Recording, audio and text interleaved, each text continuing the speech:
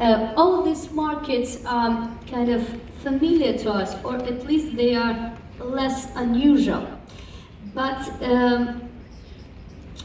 if we look at current market researchers, what we see is the forecast that the maximum increase in the global trade, in the world trade, if we speak about milk products, will be associated with quite a different region. It will be associated with the Middle East, Saudi Arabia, UAE, United Arab Emirates, Algeria, Iraq, Egypt. They are already largest importers of milk. And many studies as I have pointed out, that agree that in the future it is exactly these countries who will be responsible for the main increase in the trade. And especially if we're speaking about the trade from Russia, so these markets are extremely prospective. Why are these markets of special interest to us? I would say that this can refer to our last slide. Well, first of all, because of the logistics.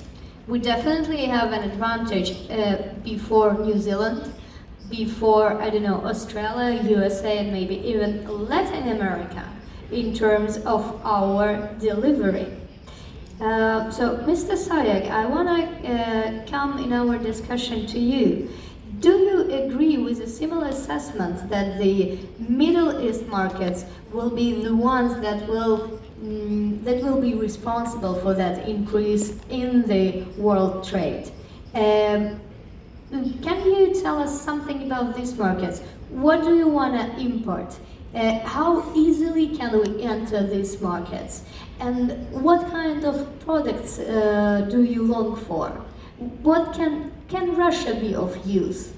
Ghassan Sayegh, General Manager of Middle East AgriFood Publishers. Thank you everybody for being here and for trusting my answer, because the Middle East is an easy market and it's a very difficult market in the same time. I mean, the Middle East need all the food products, and he can afford it because he's paying. Some of the Middle East countries has enough petroleum to pay that. Now, what are the difficulties? It's not so easy because the Middle East is quite fragmented, and you know the situation. I will start immediately with some figures. Just imagine Algeria, who is one of the main markets of France, for example. They have this part of production, the one you see in red, consumption, and this is one of the major consumers of milk in the Middle East. They consume mainly yogurt. In the Middle East, we consume much more yogurt than any other product. The production, you see it, and they are still importing. Take a look at Egypt. Egypt is half of the Arab populations. Even in Egypt, they are importing the numbers. You will see it. I will not take too much of your time of these numbers, but each of these countries, depending on their populations, they are importing much more than they are producing. Well, except a little bit about Saudi Arabia, who has farms, several farms of more than 80,000 cows per farm.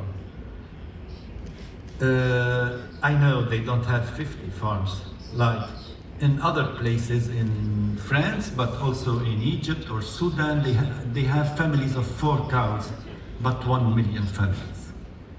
So it depends on the country where we're working with. Saudi Arabia is almost self-sufficient. But then you continue for the other countries where we have Syria that has been disrupted a little bit by its infrastructure, Iraq much more. Iraq is no more producing, importing mainly. And so, you see, if you take as a whole the Middle East, let's sum up everything, you see that the consumption, the production is much less than half of the consumption. All the rest is imported. So there are enough space for everybody. Now, they are producing, I've told you, even farms up to 80,000. The smallest farms are 4,000, 3,000. But can this production in the coming 10 years or 5 years meet the consumption?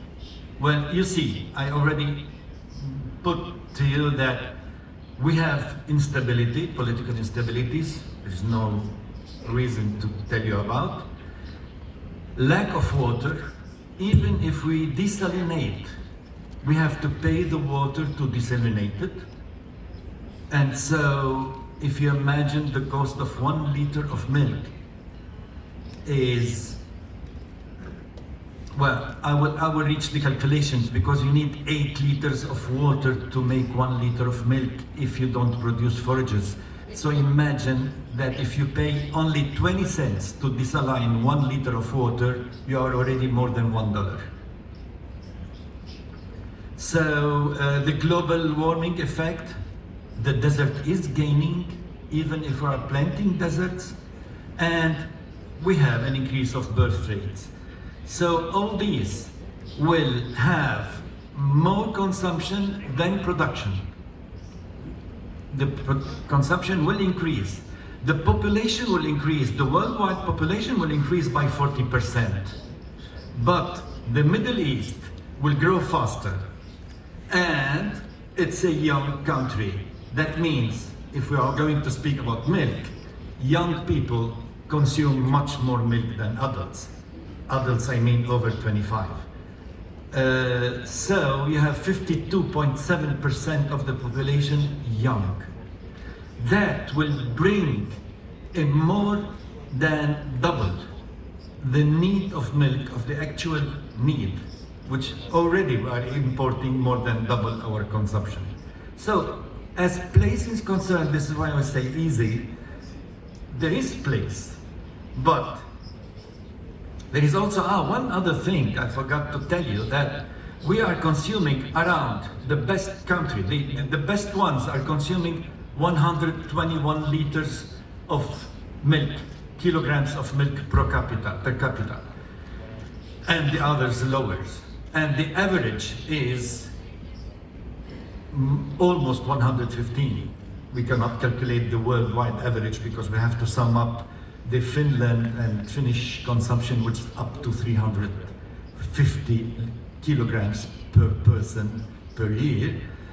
But anyway, the average, we are still lower than the average. And if you take the European average, putting all Europe together, we are more than 260 kilograms per person. That means that if we provide more dairy products to the market, there may be also an increase of the actual consumption per capita. So I think, according to the calculation, we may reach up to 57% increase in the coming 10 years.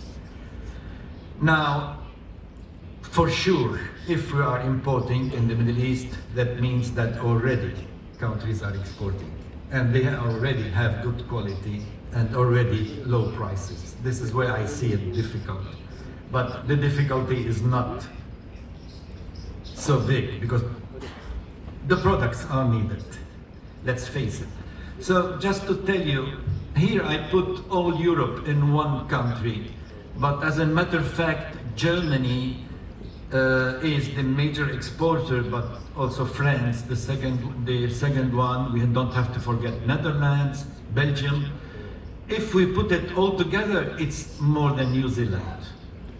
But if we defragment, if we divide the European countries, New Zealand will be the major exporter of milk today. But already Belarus or Poland are between the top 10 exporters of milk. Czech Republic is exporting, so there is place in exportation.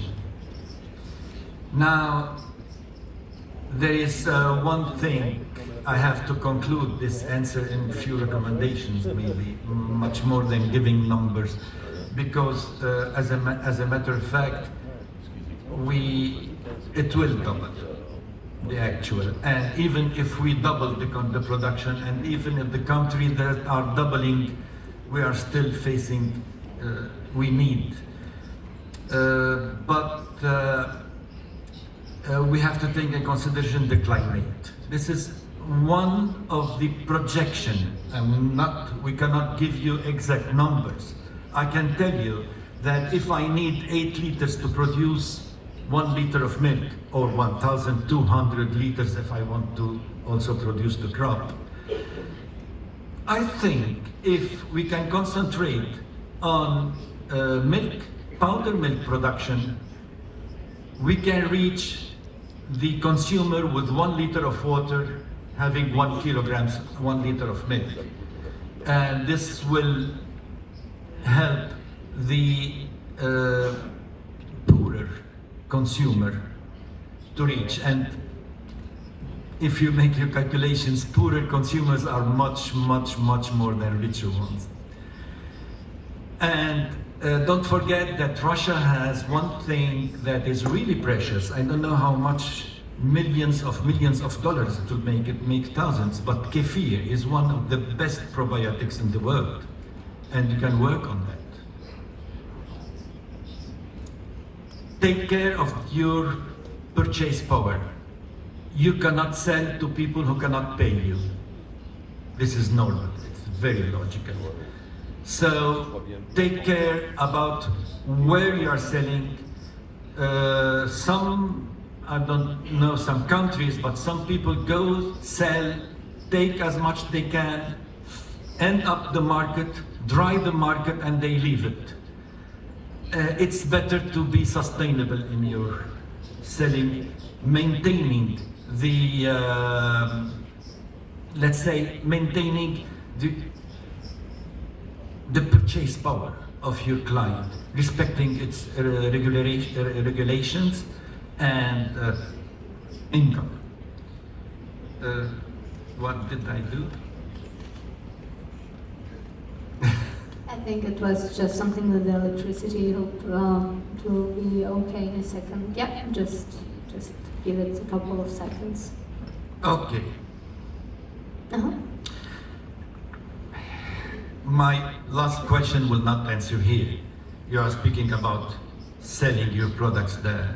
Why not producing there? There is water, there is sun. You have the know-how. You can also produce concentrated product and reproduce there.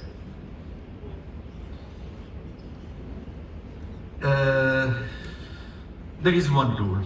All what I've said could be nothing, because the only one rule you can ask yourself why the dinosaurs get extincted. It's because they didn't adapt. In a market like ours, which is defragmented, unstable, and mutating, the only answer for your questions is adaptation and loving your work. And passion. Yeah, Mr. Sayegh, thank you very much, especially for all of your recommendations. Но вот наша текущая